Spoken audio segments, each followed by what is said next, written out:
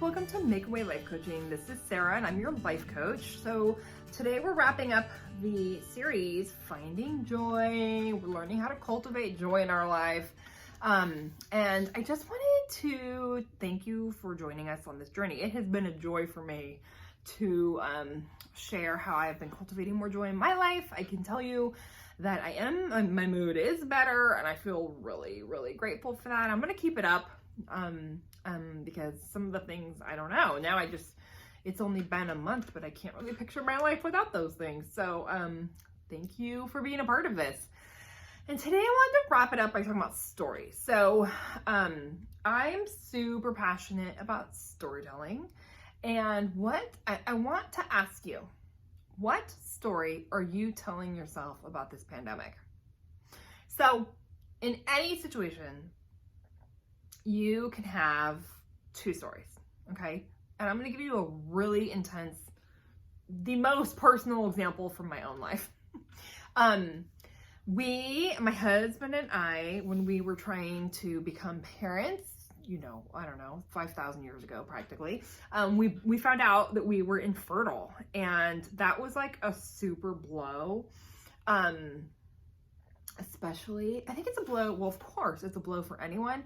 It's really a blow if you're me. I'm an Enneagram 8 and I'm a total control freak. And I went through my whole life with this impression that like I was master of the universe and I had the control over things. And as long as I had control over things, it would be okay. So it was really a blow. It like turned me upside down, turned me inside out. It was terrible. And it broke me of my control issues, at least for a time. Those bad boys keep revving up all over again. So it's my lifelong struggle. But at least for a time, I was aware that I didn't have control over anything, and that's a good place to be. But here's the thing. While we were going through that, I was telling myself the story of like, I don't know what I did that God would punish me this way. I don't know what is wrong with me that I can't just do what every other woman can do and get pregnant. How hard is that? Like, how many women are on meth and they get pregnant? Like, it's not hard. Woe to me. Like, I went pity party spiral, like party. I threw myself a pity party every single day. And so the story was like, I'm not good enough. I did something wrong. God doesn't love me enough to give me what I want. Like really, really negative stories. So it took a while, but it's so great because I actually always wanted to adopt ever since I was 3 years old. It's one of my first memories was like, I'm going to adopt children someday. And so that's totally an 8 thing to do too, but I didn't know that back then. And so we went through the infertility and I had to grieve it. And then I was like, let's adopt. I always wanted to anyway. We were planning on adopting after we had a bio kid. So I was like, all right, we'll just go fast forward. So we brought home our oldest, we brought home our youngest, and boy, when I had my 2 boys home, I was so grateful. But I still had like pity party storytelling in my head about, the parts of it where I couldn't conceive and all these other things. So then I read one of my favorite books, which is called Yes, Chef by Marcus Samuelsson. He is also adopted from Ethiopia, like my boys, and he was adopted into Sweden. So he wrote a memoir, and it's a great, I'll read anyone's memoir. I love memoir. I love reading about people's lives. But I got like halfway through his book, and in the middle are pictures of his family, and he's on his mom's lap. And it's like white mom, him who is African American, or at that time he was African Swedish. And I just had an epiphany that this was the exact family I always wanted. I thought I wanted a bio kid first, and then I wanted, to adopt children. But I became aware, I think it was a revelation from the Holy Spirit, that had I gotten pregnant, who knows? Okay, I have observed that in the world, when people get pregnant, they kind of get like, they want to do that again and again and again. And so a lot of my friends who like thought about adopting, they never did because they just got pregnant and then that was what they did. So I had this like revelation that like, that could have been me. I could have missed out on my dream. My dream from 3 years old was to have children who didn't look like me. That was like my dream. I wanted to mother children who did not come from me. And to, that was so important to me. And I just saw that picture and it all clicked. I was like, I've been telling myself the wrong story. God wasn't punishing me. He was saving me from myself. God, he saw the dream of my heart. And somewhere in my 20s, I lost sight of it by wanting to be like everybody else. But he knew my heart, and he knew that these boys were for me, and that was the dream of my heart. And I have to tell you, I was so crushed with gratitude. Like, when God is providing for you so much better than you even could be aware of, that's crushing gratitude. So I felt so crushed by that and so grateful. I got the life of my dreams. Wrong story, Sarah. So for how many years? 2, 3, 4 years, I don't even know how long. It was like, woe to me. And I was so sad. And I felt broken and I felt abandoned by God. And I felt all these I was telling myself these stories of like loss and tragedy. And then, of course, because God did give me 2 boys, without them, the story wasn't possible. But then I had the revelation, like, this is my dream come true. And I got it. And it wasn't a punishment. It was a blessing. It was God saving me from myself and giving me the life of my dreams and giving me these 2 boys to love. Oh my gosh, I'm so grateful. And so that is the deal. And that lesson applies to this pandemic, because you might be unemployed. You might be risking losing your house. You might have lost loved ones. There's so much hurt going around right now, but you have a choice about what story you tell yourself about it.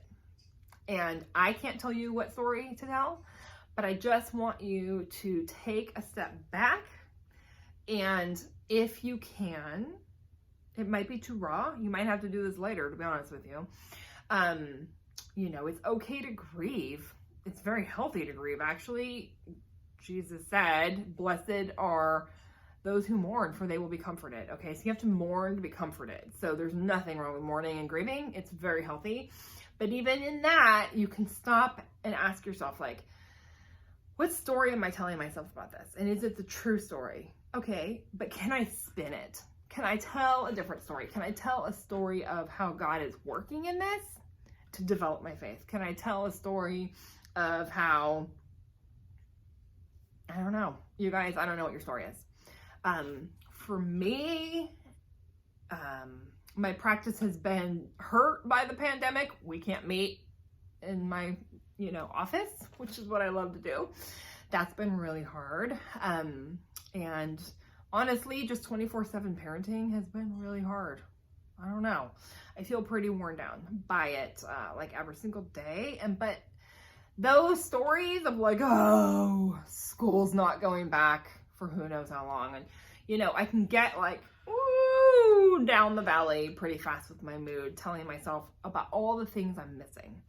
But it's just as easy for me to spin it and be like, okay, this pandemic has made me slow down and I don't get to see my clients right now, but I've always thought it would be judicious to become an online life coach, and now's my chance to try. I haven't wanted to try because it's a different modality and I didn't have to do it before, but then it occurred to me, this is my chance to learn. I have the time to invest in learning how to use the technology, and so that is going to be something that I'm going to adventure into, is online life coaching, which is brand new and exciting and a little bit terrifying. So there's that. And then, my oldest will be going, let's assume their school next fall, he'll be going to high school. And I noticed before the pandemic that he was out of the house a lot, like youth group at church, soccer, basketball, school, cross country, everything.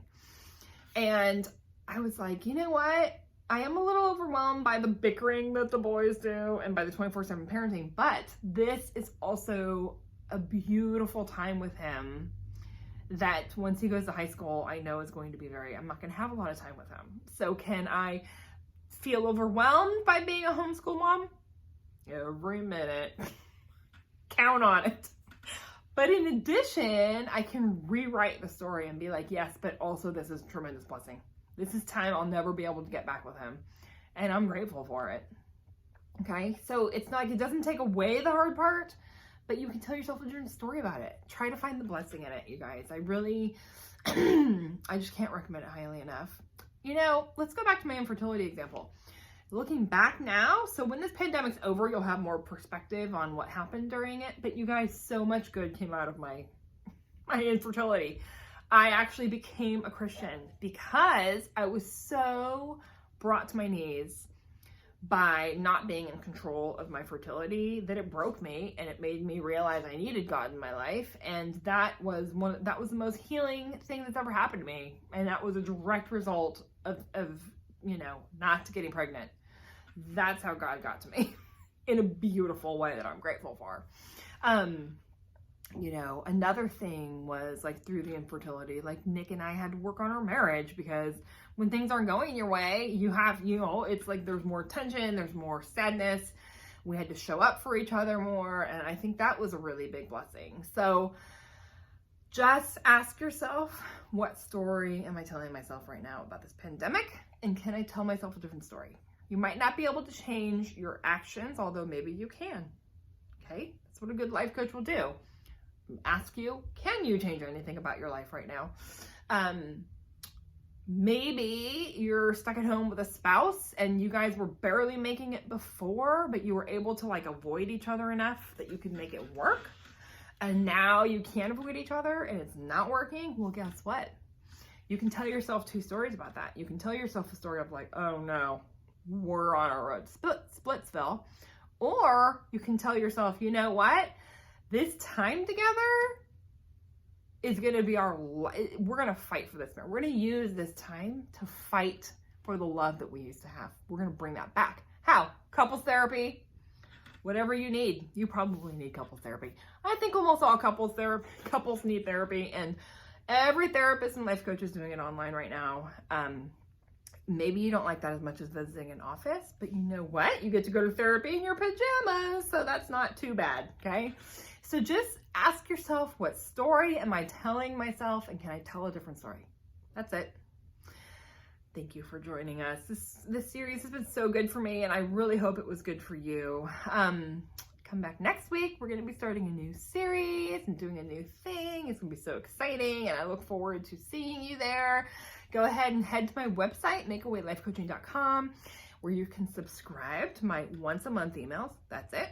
Or my Facebook or my Instagram page, and we'll just keep in touch.